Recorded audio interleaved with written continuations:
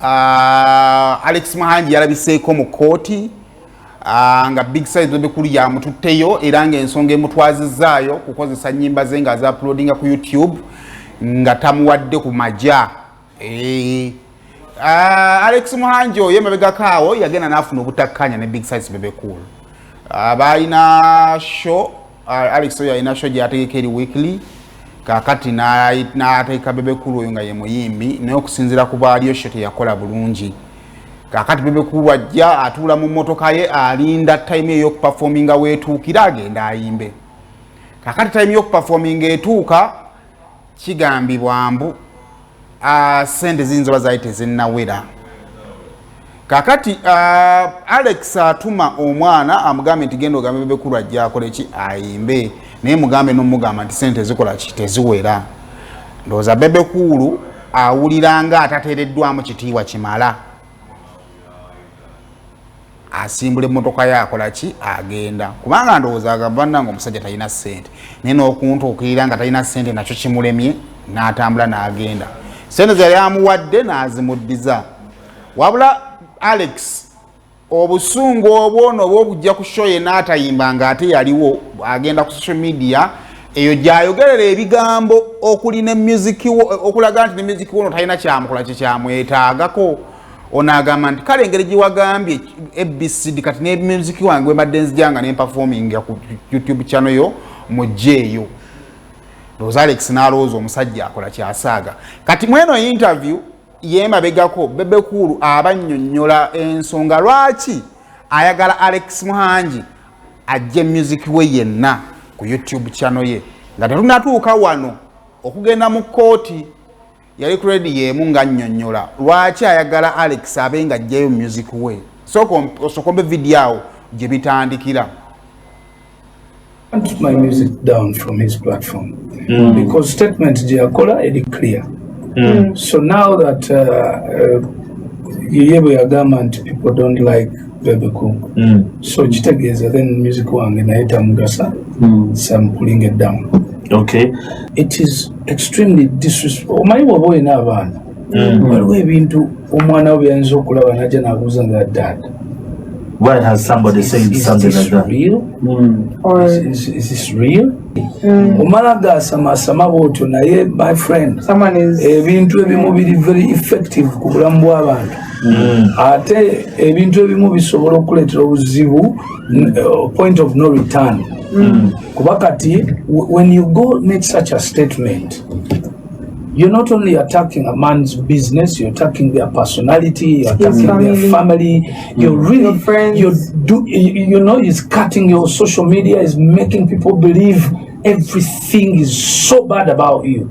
Buchanga Nyimba, all my life, I have never skipped a concert. That's the first one. And I'm very sure it could be the last one, unless if people disrespect me the way I was disrespected that night. And let me give you a scenario, a cheap scenario. It's 8 o'clock and I've sent my wife to your event where I'm going to perform. I saw her. I was there. Why would I send my wife? If you're not gonna come. If I'm not gonna come. I don't joke with family. So and I've seen people argue. Bebe, I know what it's about. Unless she's probably out with other girls, but if Bebe is performing somewhere and Zuena is there, Bebe has to come. Then secondly, I don't deny I've got my money. Nina sent, let's say, I'm comfortable. Really, do I come there for money? No. Bebe chachima center kubivu. Sechima center kubivu. Because so not paying now that I don't come for money, please, I still don't come to lose my respect.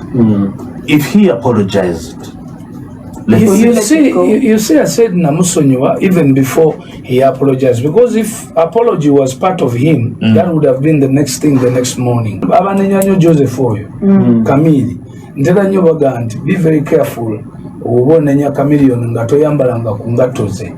if you haven't put on my shoes, don't pretend to be me. Don't pretend to know what might have happened, but you just put the simplest scenarios in place. I mean, a man's wife is in place. what is the intention of the man. That's the first thing. Then secondly, you know I've got my money. And you know how this much man am I going for?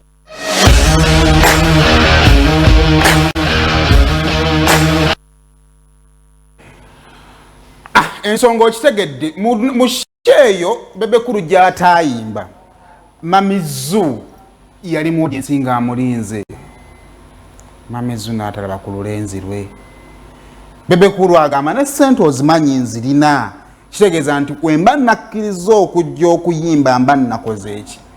Kati obuzibu bwe tulina Bebe Cool ne Muhangi almost balina emikwano gyegimu.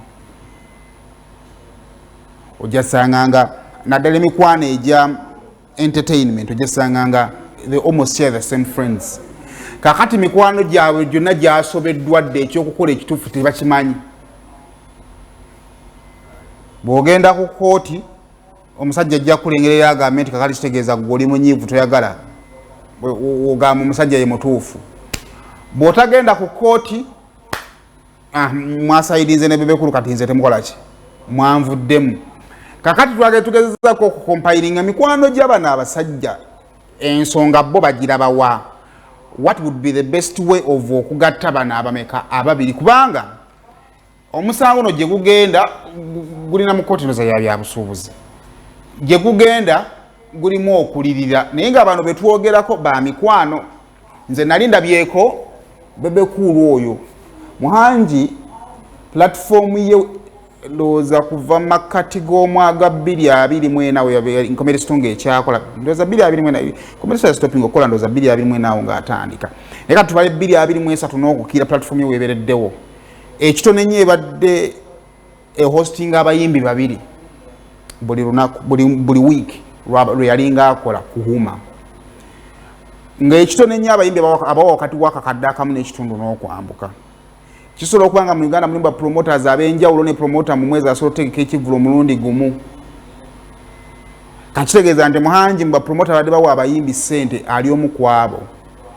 Naye show ya Muhangi bwe yayimirira olw'ensonga abamuze baamanya kubanga bo bali mu saakoozi ze baamanya nti omusajja ekivulu kye kiyimiridde olw'ensonga eno n'eno. Bonna abayimbi abajja ku show tewali yavaayo kumuyimiririrawo.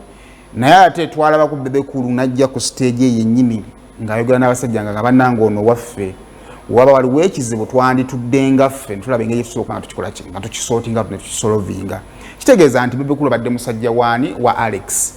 Kakati ekibuuzo kiki ekyalemesa Alex okutegeera nti ono musajja wange bw'aba azze maybe kaŋŋende njogere naye era bw'aba kali yavuga n'agenda ki ekyalemesa Alex okutegeera nti kiyinza okuba ekisa kyange kyanyiize. Mwemu bulamu osobola okumanya abantu manya nti omusajja wange kakatira kannamunyiizezaamu enkyekera n'omukubira essimu n'omugamba kyaka wanyiize nensaba tumuvinge on. Naye kakati okusinziira ku bamanyi ababiri bagamba nti obuzibu bwe tulina nti kati bonna bonna ego zaabwe zonna ziri waggulu. Kakati twebuuza ku bonna ani alina okukkakkana.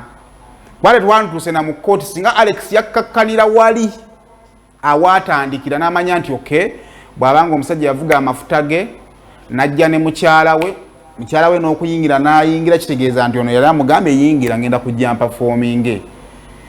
Sente ne zigaana okuwera nga bulijjo abadde annyimbira nandibadde ngenda ku mmotoka ye ne mugamba sente zikati zikoze zisigaanye ne jangu performingira abaki abantu.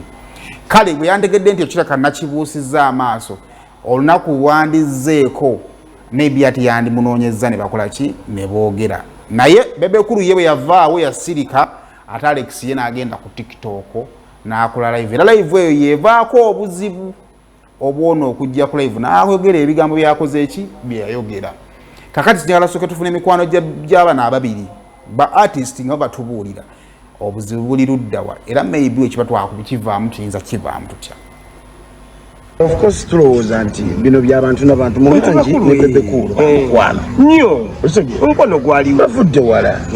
Muhangi producer ebyo Bebe Cool abimanyi ne Bebe Cool amanyi ebya Muhangi bewe emirimu ebbanga ddene mukolera wamu tukwataganira wamu nze kakati Muhangi oli muganda waffe nnyo ne Bebe ate muzeeyi waffe nnyo kati abantu ababiri mmwe twandabidde tulanga mukola idinga eyo yayi ekisooka buli muntu mutuufu mu mbeera ye mutuufu Bebe Cool mutuufu ye Muhangi mutuufu naye nze ndabye kikyo ekyaviirayo kusabe nabuulirako mbu bintu byali byazzalawo nga bumanyi nti omuntu bwakulamu kati Bebe Cool musajja mukulu abatayagala zzalawo omanyi ekintu kino maze ebbanga nga sinkyewalira ddala kyobola tiwonda bina ku kooti not because sola genda wabula nga saagala ndabike ngo taking the sides.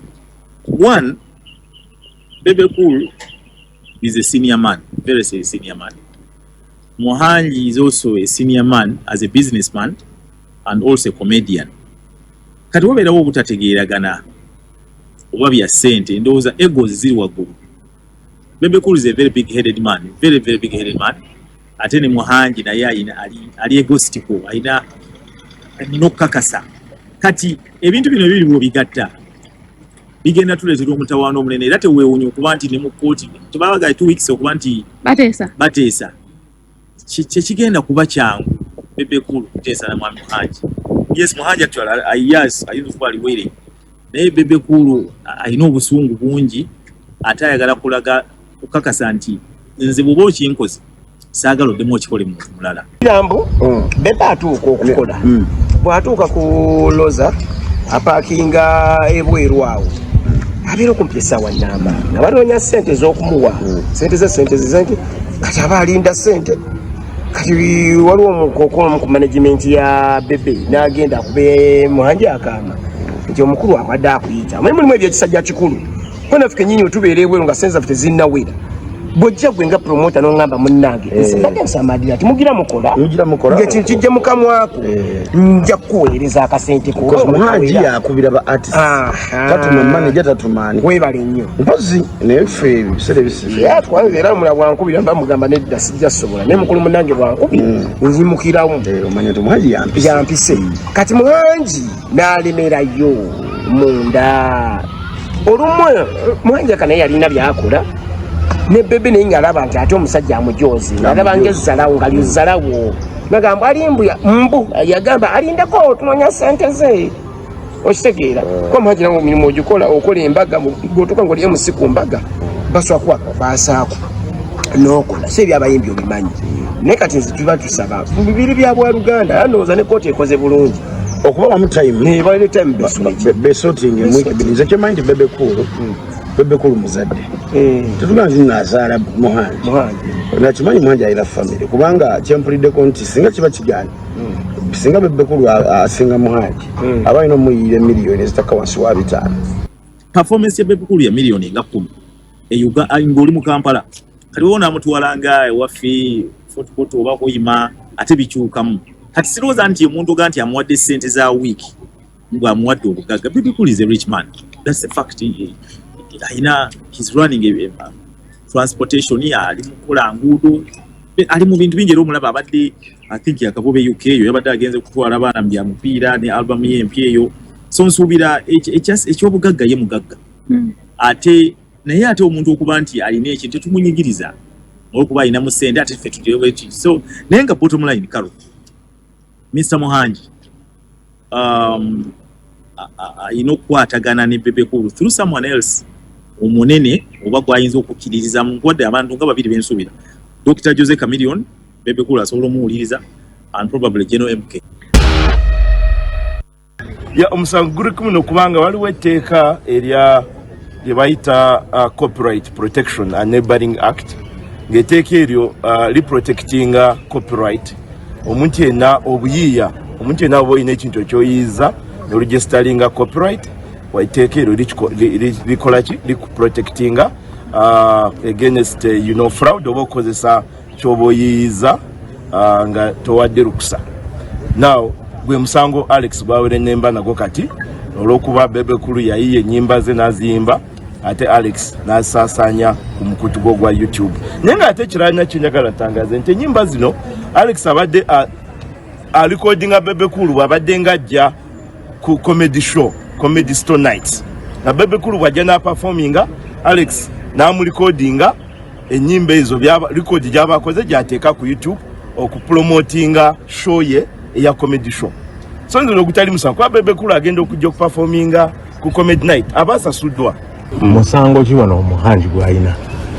Sifa abasala emisango nefe tuwawaabira ekyatuwawaabira kyekyatuwobesa kyetwawaaba ya infringinga ku neighboring right y'omuyimbi yakwata content w'omuyimbi awatali kusaba kwe nalukusa n'abikozesa ku platform ye ffenna gye tumanyi nti esasula kasente oba bwali busungu nti ono yali balance tebamumwadde bw'otunuulira ebigenda mu kooti essaawa za leero ebintu ebivunaanwa byatandikibwa kuva 2017 paka 2024 sisuubira nti kuva 2017 paka kati Alex abadde nga tasasula Bebe Cool tekiri kusasula tekiri ku sente wabula this is not about Bebe Cool alone, it's a collective cause for all creatives kuba okusinziira ku ngeri gye twawaabamu we are not claiming copyright but we are claiming a neighboring right, so why not drawing between a copyright and a neighboring right. Kati tuyambeko twawulire copyright neighboring right byebikyawo. Neighboring right ye mukwano gwa copyright oba that is the right that is annexed near a copyright. Nti copyright ekwata nnyo ku muwandiisi oba ku muyiiya wabula omuntu yenna bw'avaayo na performing ekibeera kiyiyiziddwa afuuka performer era aba alina right in the performance of whatsoever performance he has made. Kale tukomyewo ebyo bwe bityo bwe biri tujja bireka basajja bakulu tubasabire bongere okubeera nga bakola ki abeetereza ayinza kubongerako ki kale kakati